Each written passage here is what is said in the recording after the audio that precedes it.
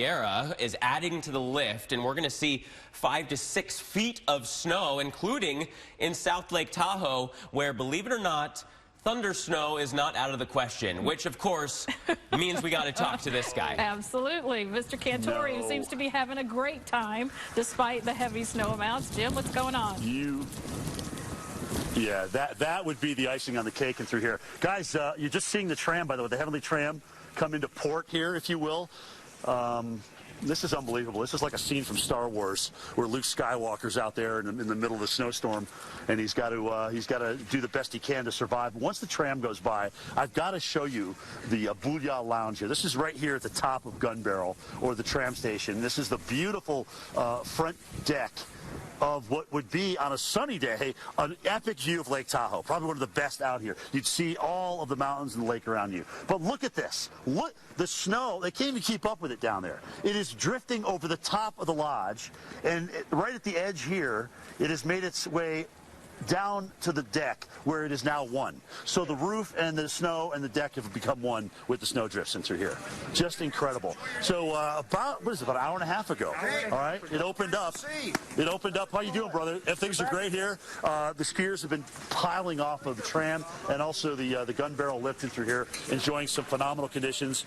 It's incredible because some of the guys are coming back up, and especially the ones with beards, and their beards are so caked with snow that, I mean, you have to literally break it off. It's absolutely incredible. So once these guys unload, I want to take you guys for a tram ride. Have we ever done a live tram ride on the Weather Channel? I don't think so. So you know what? No better time than the present. Mark, you want to give us a ride, brother? I'll be happy to, sir. Fantastic. Well, pile in, everybody. You can see how a tram works. Obviously, for a full load of skiers, you get to hold on, bring your skis in, you hold these in through here. It's not very long. It's maybe a 5-minute ride top. So I don't know if we're going to complete it or not, but we can come over here to the window. Can we open that a little bit? Yeah, no, we'll so we'll get a little bit of snow on us. That's all right. But Mark's going to open the window for us so you can kind of see the trip down. We are on what is, this is East Bowl Gunbarrel. It's a double black diamond. So, typically considered the hardest, skiing, unless you're off mountain or out snowcat or heli skiing, things like that. But it's steep. It's very steep. And I'm going to be honest with you, being a skier, this is the kind of day you love, because when you've got 73 inches, what Coop tells me we've gotten so far out of the storm, and that's on top of what's already fallen. Okay, that's just new snow. Okay, when you're talking about that kind of stuff, you almost want something this steep, because anything that's a green or a blue, especially an easy blue, then you've got to kind of trudge through it. There's almost not enough of an angle to get you down the hill, so you almost want that. Look at how the wind is just blowing the snow. So visibility's here, guys, maybe 50 yards at the most. Maybe 50 yards at the most. So that's what we're looking at. So we're waiting for the all clear here, because remember, you got 2 trams. One's down there. They're probably loading a bunch of Stoke riders, and they're ready to head up and through here. And once we get the all clear that they're coming, we will actually head down the mountain. But I wanted to show you guys what it's like, certainly up on top of the hill and through here. Incredible snow drifts. This is incredible news for the state of California. If we can call up, I don't think Bree's still the weather producer, but if we can call up the couple of the graphics that I made already while we're waiting here, I want you to see these. One of them are the 7-day, Brandon, thank you, Brandon, the 7-day rainfall totals. All right, this is just looking at the 7-day liquid equivalent of what has fallen. Now, granted, some of this has been liquid all the way up to 9,500 feet, and we're talking rainfall. So that's 1,500 or 1,100 feet above where I am right here. All right, this is what has fallen over the last 7 days. Now, if you look at the kind of weather that we had back in 2016, where we showed you this graph in Louisiana, we showed you this graph from Matthew, okay, you'd see these top of the scale ratings at 15 to 20 inches. Here they are in the Sierra. Fantastic news. All right, let's come over. We'll take you for a little tram ride in through here, because I think this is kind of a first on the Weather Channel. You can see the Gunbarrel chairlift to the left. All right, you can see some of the snowmaking equipment, which, by the way, they won't be needing for a while. And you can see how steep this is. Now, on a day like this, you almost want to be skiing these trees, even though the snow isn't as deep, because it gives it some perspective as to what kind of angle you're skiing at. If I'm out skiing with the visibility the way it is in the middle there, under the chairlift, or in the middle of all that snow, it's pretty tough to get an idea what's going on. And you can see we got a couple of yard sales going on down there. We got a couple of folks kind of sitting down for a little bit. I mean, this is heavy. It takes a lot out of your legs to just take a full shot there. And we came up. Remember, we were at 7,200 feet. We came up to 8,400 feet. This is what we're looking at. Hey, Niz, I know you're out there somewhere, or Mark or Orland, go ahead and jump in. Yeah, so what do you think, guys? This is pretty awesome, man. This is incredible, number one. Number two, I've been watching the radar as you started your tram ride, and there's this extra surge of moisture coming in with that added lift where you are. I mean, you could see snowfall rates of 2 to 3 inches per hour, if not more than that. Have you seen any of that kind of picking up in intensity? Don't tell me that. Don't tell me that. Don't tell me that. That's crazy because I don't have a pair of skis right now. No, come on, the other Jim. thing, too, is I know Brandon's got the lightning on probably. I know. I don't have a pair of skis with me right now, which is awful. I'm sure somebody on the mountain will let you borrow So they've been open about an hour and a half, right? So look at the tracks down there, guys. There's not a lot of room for freshies, all right? This is pretty much taken up at this time. I mean, literally taken up in terms of the skiing. So great skiing here today, and I like sitting there next to that tree line just because you can get a little idea and perspective as to where you are in terms of the depth of the hill. What do you think, Niz? You'd love this. Oh, I'd love to be out there with you. This is fantastic. I agree. The snowfall rates may actually pick up as you get into the latter part of the evening here, Jim. Hey, one of the questions I had for you and Coop. You're breaking my heart. You're breaking my heart. There we go. Hey, one of the questions I had for you or Coop is any problems or dangers with tree wells there? The snow around those trees itself. You know what I mean with those big dips that go in around the trunks of the trees. Yeah, I do. I do. What's interesting here versus, where you got high desert skiing like in Utah and Colorado is the snow packs so much better here. Yep. And the fact that we had that rain up to 9,500, 10,000 feet really helped to pack it even into the tree wells.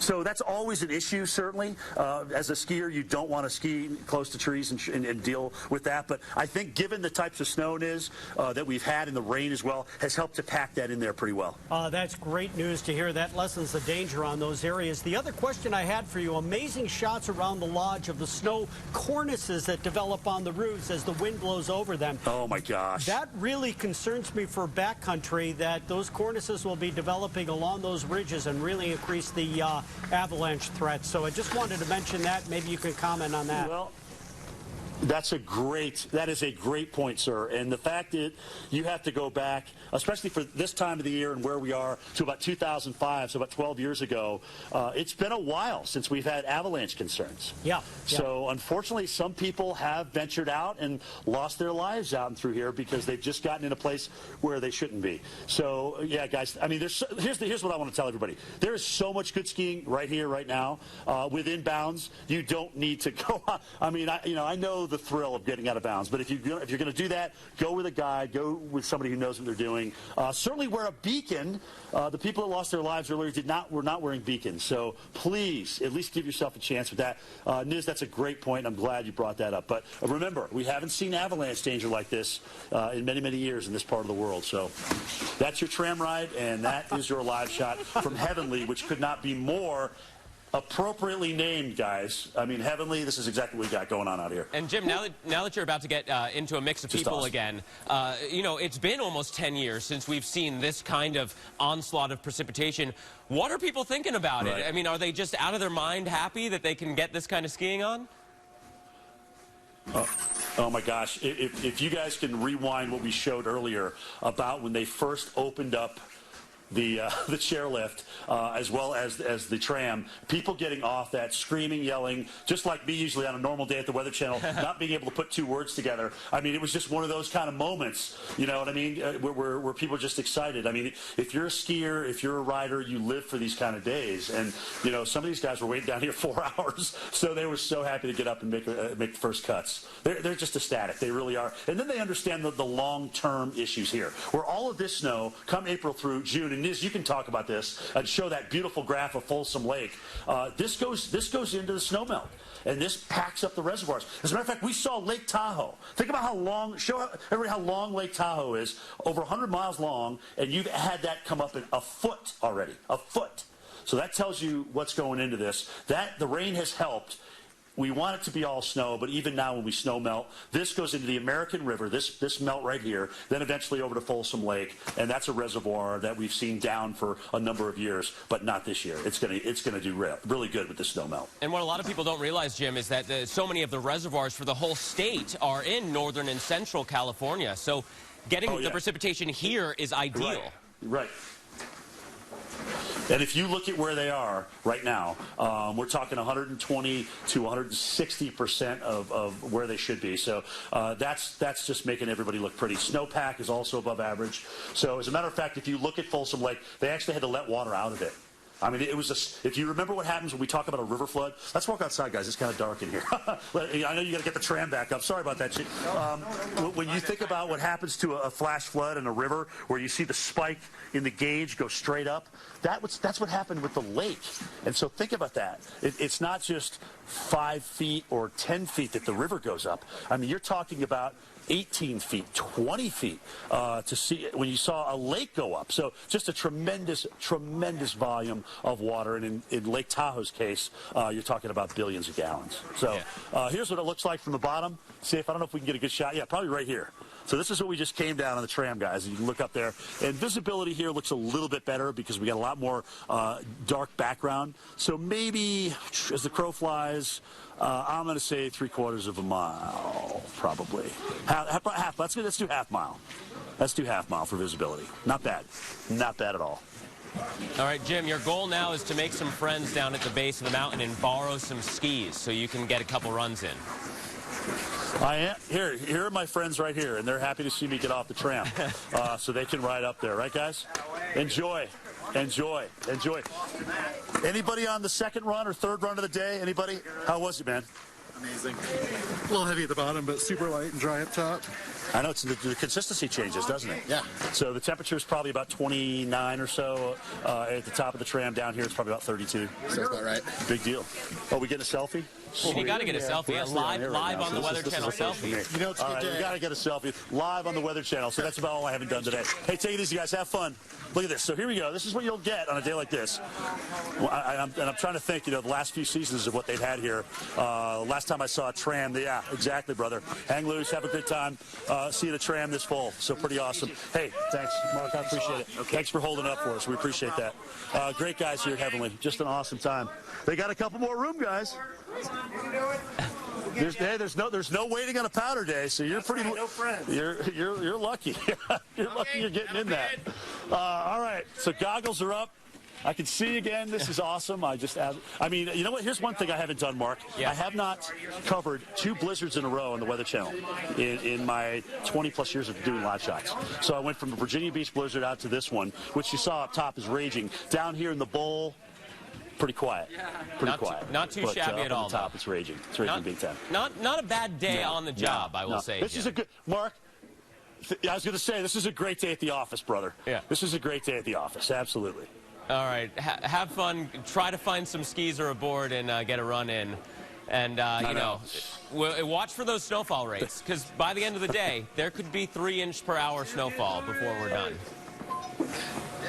Have fun, guys. All right, we're gonna send Jim on his way, I believe. So let's go through what is still to come.